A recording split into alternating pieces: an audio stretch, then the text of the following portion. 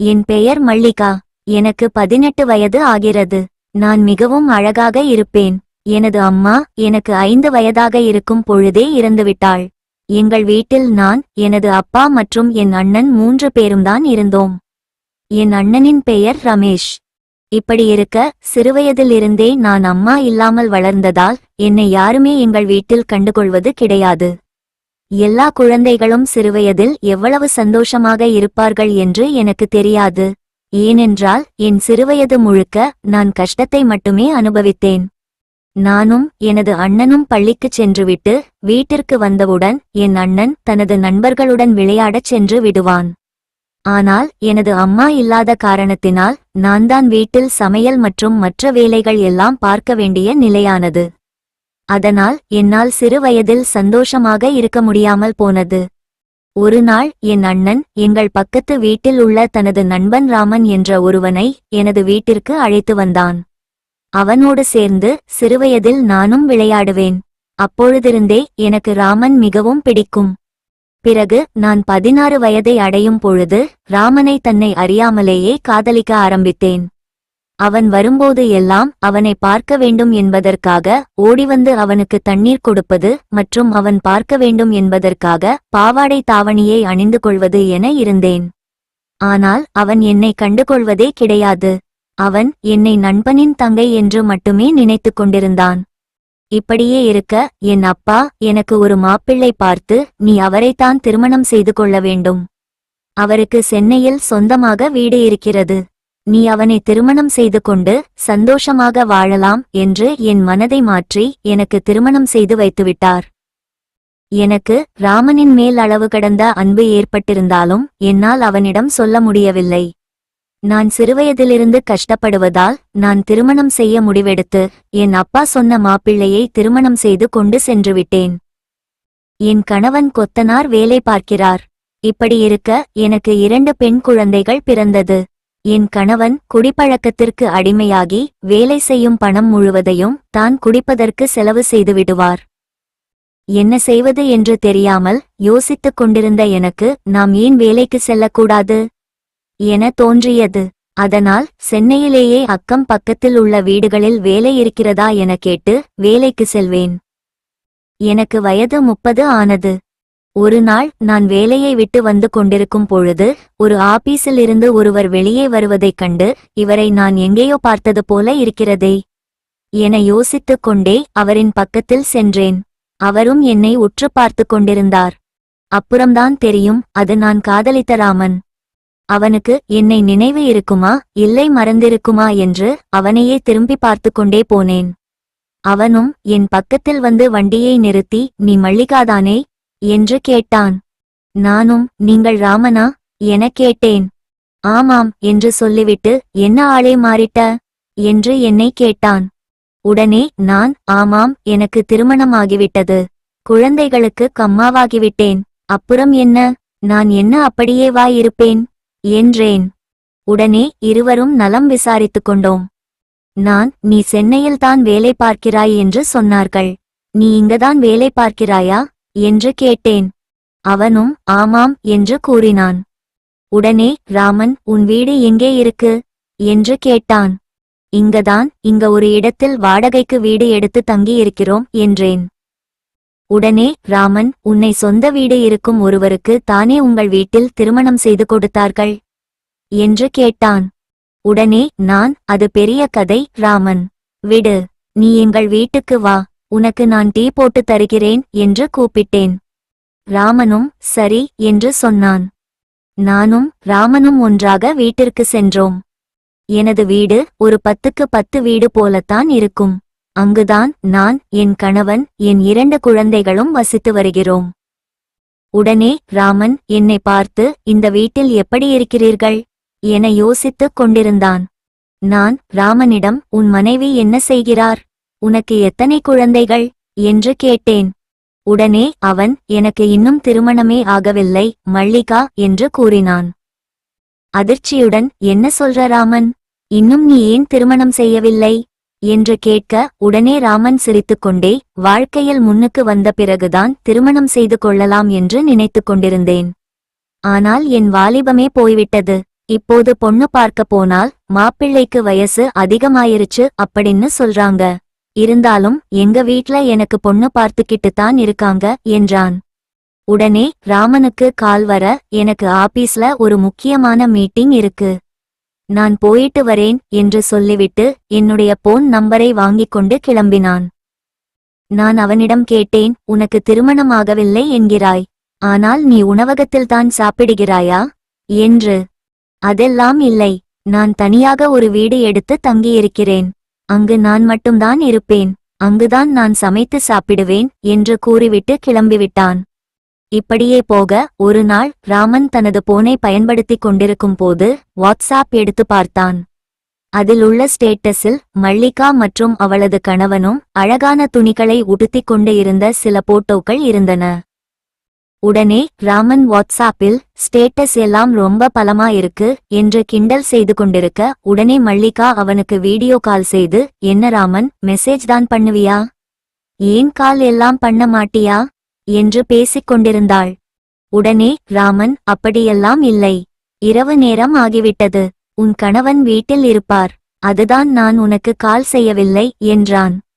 உடனே நான், அவர் தூங்கிவிட்டார் என்று கூறினேன். என்ன மணி, 7 தான் ஆகுது, அவ்வளவு சீக்கிரம் தூங்கிவிடுவாரா என்று ராமன் கேட்டான். இல்லை, அவர் வேலைக்கு போவார், அதில் வரும் காசு முழுவதையும் குடித்துவிட்டு வந்து வீட்டில் படுத்து விடுவார், இப்படித்தான் தினமும் போகிறது என்றேன். இப்படியே போக மல்லிகா செல்போனில், ராமன் உன் வீட்டை சுத்திக் காட்டு என்று சொல்லி அதை அனைத்தையும் பார்த்து ரசித்தாள்.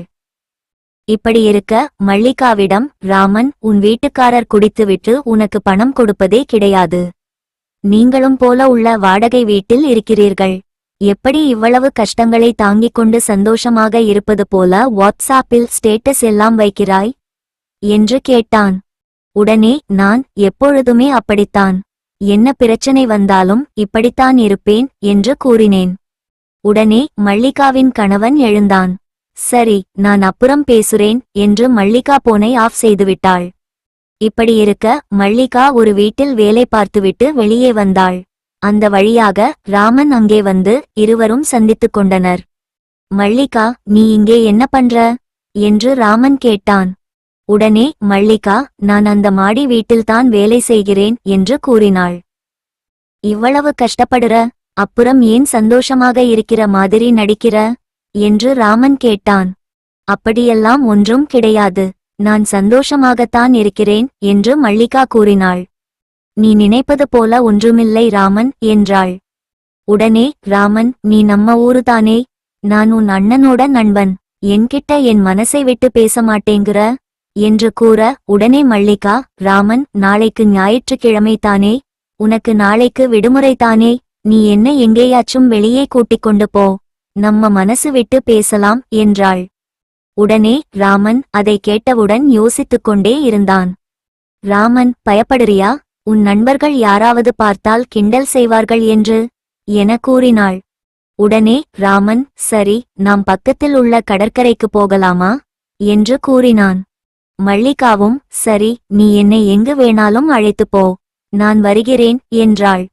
மறுநாள் இருவரும் மோட்டார் சைக்கிளில் ஒன்றாக சென்றனர். ராமனுடன் ஒன்றாக செல்வது மல்லிகாவுக்கு மிகவும் சந்தோஷமாக இருந்தது. இப்படி இருவரும் ஒன்றாக கடற்கரைக்கு சென்றனர். மல்லிகா கடற்கரையை முதன்முதலில் பார்ப்பது இதுதான். கடற்கரையா என்று மிகவும் சந்தோஷப்பட்டாள். ராமனிடம், ராமன், நான் சென்னைக்கு வந்து 10 வருடங்களுக்கு மேல் ஆகிவிட்டது.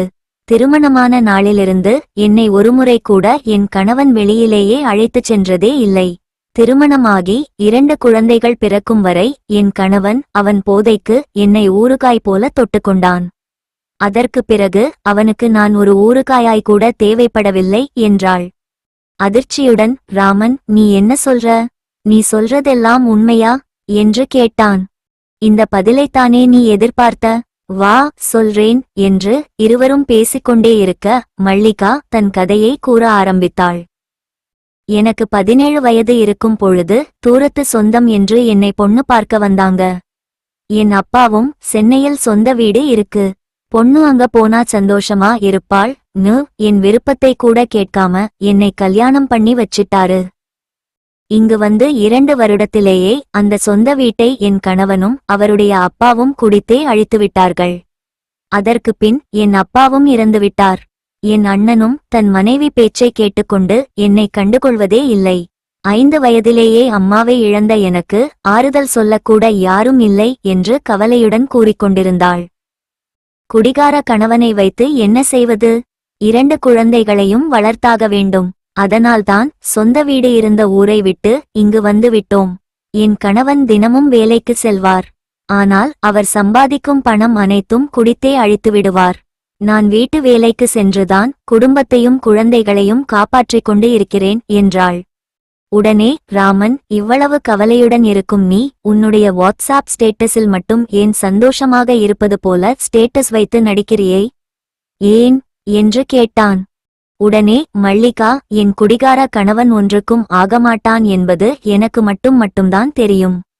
ஆனால் மற்றவர்களுக்கு தெரியக்கூடாது என்பதற்காகத்தான். என்னுடைய செல்போன் நம்பர் நான் வேலை செய்யும் அனைத்து வீட்டிலும் உள்ளது. நான் கொஞ்சம் அழகாக இருப்பதால் உன் கணவன் எதுக்கும் ஆகாதவன் என்று தெரிந்தால் அவர்கள் எல்லாம் என்னை தவறாக அழைப்பார்கள் என்று எனக்கு ஒரு பயம். கொஞ்ச நாட்களுக்கு முன்பு இப்படித்தான் ஒரு வீட்டு ஓனர் என்னிடம் வந்து, உன் கணவன்தான் குடிகாரன் ஆச்சே, நீ என் உடன் வந்து தனிமையில் இரு என்று அழைத்தான்.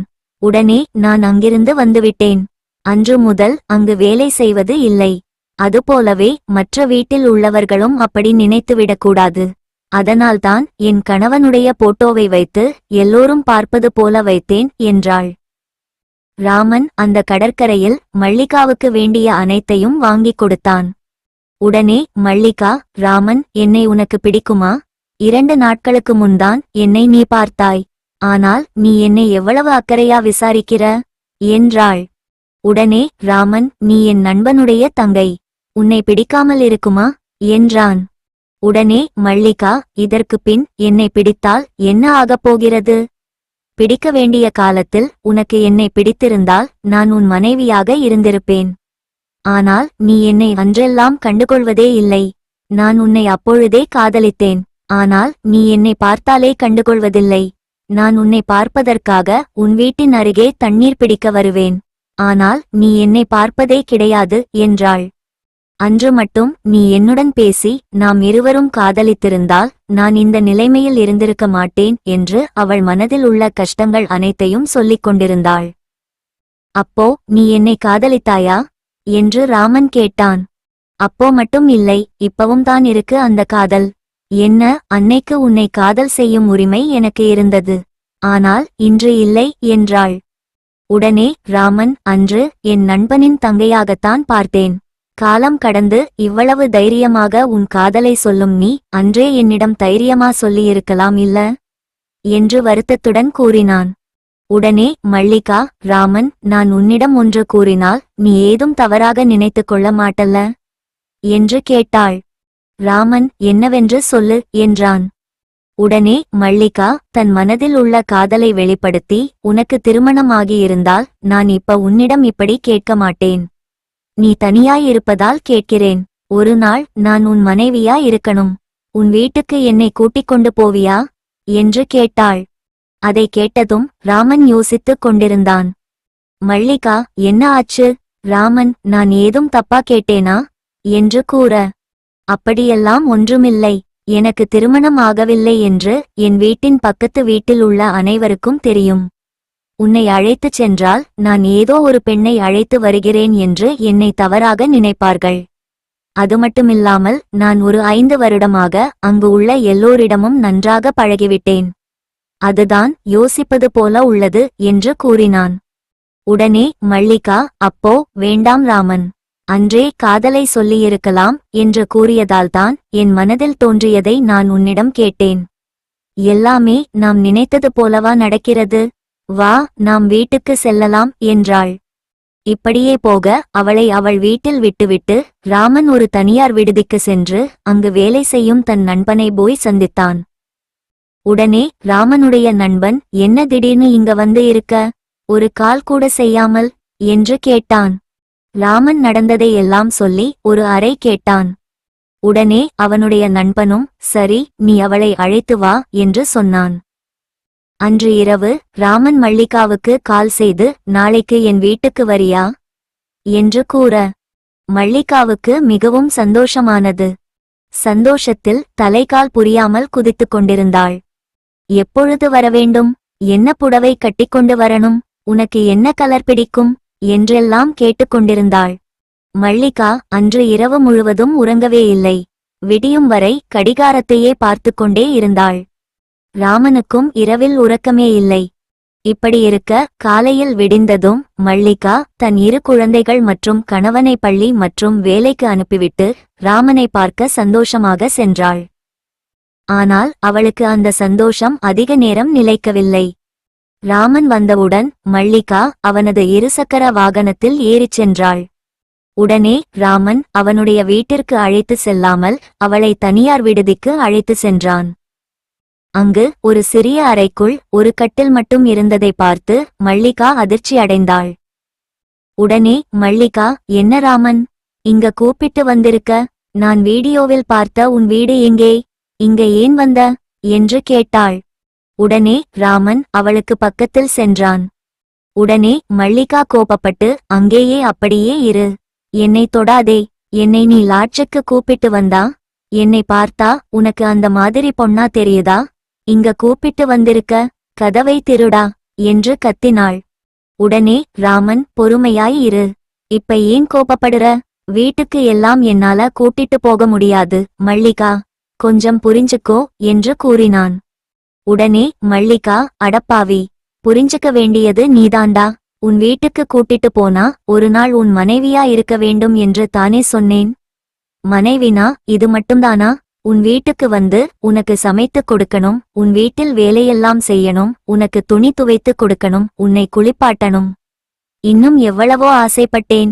அதுவும் இல்லாமல் நீ இப்பொழுது இங்கு அழைத்து வந்து என்னை என்ன செய்ய நினைத்தாயோ அதுவும் கூட கொஞ்ச நேரம் இருக்கலாம் என்றுதான் ஆசை இருந்தது. ஆனால் நீ வெறும் படுக்கையை மட்டும் என்னுடன் பகிர்ந்து கொள்ள பார்த்தாய். என்ன மனிதன் நீ?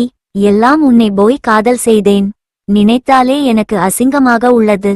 நீ யாரையாவது திருமணம் செய்து இருந்தால் உன் மனைவியை நீ இப்படித்தான் இந்த லாட்ஜுக்கு அழைத்து வந்து இருப்பியா? மனைவி என்பவள் இதற்கு மட்டும்தானா? உன்னை எப்படி எல்லாம் காதலித்தேன். அந்த வயதில் தான் என் காதலை புரிந்து கொள்ளவில்லை என்றால் இந்த வயதிலும் புரிந்து கொள்ளவில்லை. உன்னுடன் வாழ வேண்டும் என்ற ஒட்டுமொத்த வாழ்க்கையும் இன்று ஒரே நாளில் வாழ்ந்து விடலாம் என்று வந்தேன். ஆனால் நீ இப்படி செய்துவிட்டாய். தள்ளுடா என்று மல்லிகா கூறினாள். உடனே ராமன், எதுவாயிருந்தாலும் பேசி தீர்த்து கொள்ளலாம் என்றான். உடனே மல்லிகா, இதுக்கு மேல என்ன? நீ தொட்டா நான் என்ன செய்வேன்னு தெரியாது என்று சொல்லி அங்கிருந்து கிளம்பிவிட்டாள். மல்லிகா தான் மனதில் ஒரு கனவு கோட்டையை கட்டி வைத்திருந்தாள். ஆனால் அது ராமனின் தவறான ஆசையால் ஒரு நொடியில் இடிந்து போனது. அவள் அழுது கொண்டே அங்கிருந்து கிளம்பி வீட்டுக்கு சென்றுவிட்டாள். உண்மையான காதல் என்றுமே காமத்தை தேடாது. அது அன்பை மட்டும்தான் தேடும். அதுபோல பெண்களின் வழி மாறிச் செல்ல சூழ்நிலைகள் மட்டுமே காரணம். ஆசைகள் என்பது எல்லா உயிர்களுக்கும் பொதுவானது. இதுடன் இந்த கதை முடிவடைந்தது. கதை பிடித்திருந்தால் லைக் செய்யவும், மறக்காமல் சேனலை சப்ஸ்கிரைப் செய்யவும்.